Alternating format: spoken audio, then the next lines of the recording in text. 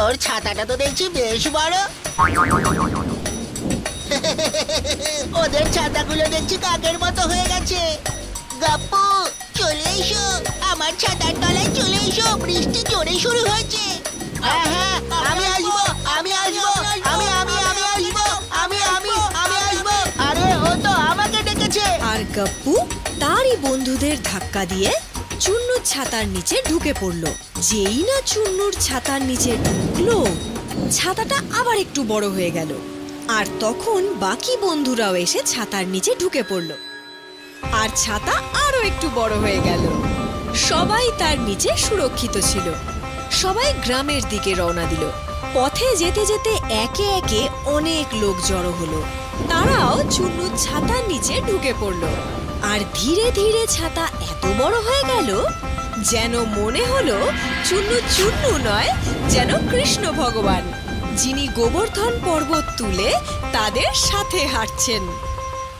জমিদার বাবু, আপনি এখানে আমাকেই ডেকে পাঠাতেন? কোনো কাজ? আমি শুনলাম তোমার ছেলের কাছে এত বড় ছাতা আছে যে সারা গ্রাম সেই ছাতা মাথায় দিয়ে বৃষ্টির হাত থেকে বেঁচেছে। না তো, এই দেখুন, এটা তো খুব ছোট একটা ছাতা।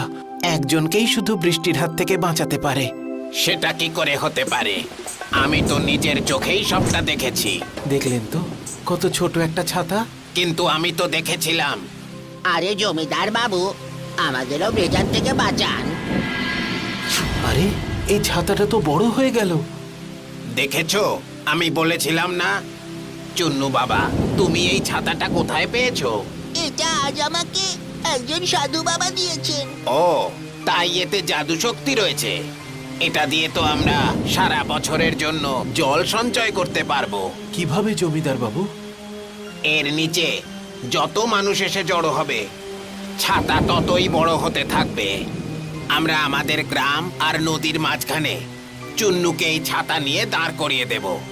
তারপর এর নিচে চুন্নুর একদিকে জলাশয় পর্যন্ত, অন্যদিকে নদী পর্যন্ত গ্রামবাসীদের দাঁড় করিয়ে দেব। তাদেরকে বৃষ্টি থেকে বাঁচানোর জন্য ছাতা নদী থেকে জলাশয় পর্যন্ত বড় হয়ে যাবে। তাহলে যত বৃষ্টির জল সব ওই জলাশয় আর নদীতে গিয়ে পড়বে।